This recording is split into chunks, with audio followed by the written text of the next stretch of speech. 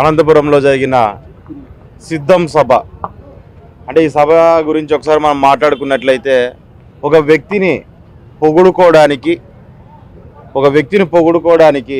మొత్తం ఈ చుట్టుపక్కల ఉన్న రాయలసీమ అంతటిని కూడా పూర్తి స్థాయిలో స్తంభించేసే పరిస్థితి ఈరోజు సిద్ధం సభలో కనపడుతుంది. అంటే దీని నుంచి ప్రజలకేం ఉపయోగం లేదు. ప్రజల ధనాల్ని వాడుకుంటూ ప్రజాధనాన్ని ఊరికే వేస్ట్గా పోగొట్టుకుంటూ వారిని వారు పొగుడుకోవడానికి మాత్రమే ఈ సభ అనేది ఉపయోగపడుతుంది. ఇక్కడ జరుగుతున్న ఇటువంటి ఒక పనికిమాలిన సభలో భాగంగా ఇక్కడ జరుగుతుంటే విలేకరులు ఈరోజు కృష్ణ గారు కానీ అనిల్ గారు కానీ వాస్తవంగా జర్నలిజంలో వాళ్ళిద్దరూ బాగా సుపరిచితులు అనమాట. మొత్తం జిల్లాలో ఉన్న వైఎస్ఆర్ లీడర్లకు కావచ్చు, తెలుగుదేశం లీడర్లకు కావచ్చు, సిపిఐ కావచ్చు, సిపిఎం కావచ్చు, అట్ ద సేమ్ టైం మనకు జనసేన కావచ్చు, ఉన్న అన్ని పార్టీల్లోనూ అందరితోనూ అందరి నాయకులతోనూ మంచి వ్యక్తులు అని అనిపించుకోగలిగిన వ్యక్తులు. అటువంటి వాళ్ళను ఈరోజు సిద్ధం సభలో కవర్ చేయడానికి వెళ్ళంగానే ఏదో ఏబిఎన్, టీవీ5 అంటూ వాళ్ళ మీద ఒక్కసారిగా విరుచుకుపడి జనాలు ఆ రకంగా దాళ్ళు చేయడం అనే పరిస్థితిని మనం చూస్తున్నాం. అంటే దీన్ని చూస్తుంటే ఏ రకంగా ఉందంటే సభలో కూడా సభ బయట అంటే ఈ పద్ధతిని చూస్తుంటే మనకి ఏ రకంగా అంటే పోకాలం దగ్గర పడింది అని. పోకాలం దగ్గర పడినప్పుడు ఇటువంటి దుశ్చర్యలు, రాక్షస క్రీడలు అనేటివి ఎక్కువగా పెడిమేరిపోతా ఉంటాయి అన్నమాట.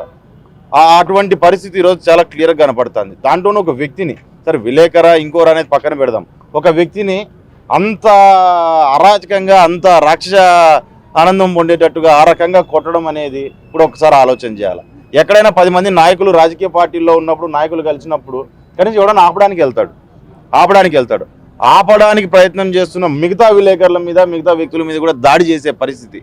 అంటే ఇప్పుడు మనం పొద్దు నుంచి మనం కూడా చాలా వీడియోలు చూస్తున్నాం. ఎక్కడ చూసినా క్వార్టర్ బాటిళ్ళు, బిర్యానీ ప్యాకెట్లు, దానితో పాటు గుడ్లు పెట్టుకొని ఈరోజు తాక్కుంటా తిరుక్కుంటా ఇది ఒక పిక్నిక్లో ఒక ఎంజాయ్మెంట్ లాగా ఈరోజు ఒక సభకు అనేదానికి వాళ్ళు ఏదో చేయడానికి వచ్చేసారు. ఈరోజు అంత తప్పదాగి ప్రజల మీద పడి ఈ రకంగా దాడులు చేయడం అనేది సరైన పద్ధతి కాదు.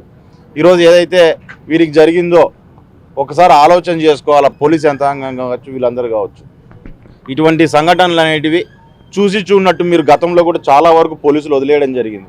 వదిలేసింది కాబట్టి నా కొడుకులకి పిచ్చి పరాకాష్ఠకు చేరిందనమాట. వదిలేకోకుండా ఆ రోజే సరైన చర్యలు తీసుకుంటే పోలీసు వాళ్ళు ఈరోజు ఇటువంటి చర్యలు అనేటివి జరిగేటివి కాదు.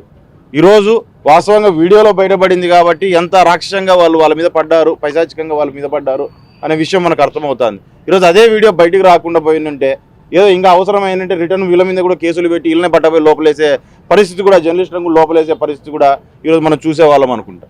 కానీ ఖచ్చితంగా దాంట్లో ఎవరైతే పాల్పడ్డారో ఈ పనికిమాలిన పనికి ఎవరైతే అక్కడ వాళ్ళ మీద దాడులు చేయడం ప్రయత్నం చేశారో వారందరి మీద పోలీస్ యంత్రాంగం కూడా పూర్తి స్థాయిలో యాక్షన్ తీసుకోవాలి. ఇప్పటికే నమ్మకం వెళ్ళిపోయింది మన మీద, పోలీస్ డిపార్ట్మెంట్ మీద పూర్తి స్థాయిలో నమ్మకం ప్రజల్లో వెళ్ళిపోయింది. దీన్ని చాలా రౌడీలకి వాస్తవం చెప్పాలంటే వైఎస్ఆర్ కండువాలు కప్పుకున్న రౌడీలుగానే చూస్తున్నారు పోలీసుల్ని కూడా. ఈరోజు కాకి బట్టలు తీసేయని సామాన్య ప్రజలు మాట్లాడే పరిస్థితికి వస్తుంది పోలీసుల మీద. దయచేసి ఆ ఉన్న కాస్తో కూస్తో గౌరవాన్ని మనం కాపాడుకోవాల్సిన అవసరం ఉంది. కాబట్టి జిల్లా పోలీస్ యంత్రాంగం కూడా ఖచ్చితంగా వాళ్ళకి న్యాయం జరిగేటట్టుగా ఎవరైతే ఇందులో పాల్పడ్డారో, ఈ ఘటనలో ఎవరైతే ఇన్వాల్వ్ అయి ఉన్నారో వారందరి మీద కేసులు కట్టి వాళ్ళ మీద తగిన చర్యలు తీసుకోవాలని చెప్పి కూడా మేము కోరుతున్నాము. ఖచ్చితంగా మీరు తీసుకోని పక్షంలో రాజకీయ పార్టీలు అన్నీ ఏకమై పోరాటం చేయడానికి విలేకరుల తరఫున సిద్ధంగా ఉన్నాయనే విషయాన్ని కూడా నేను తెలియజేస్తున్నాను.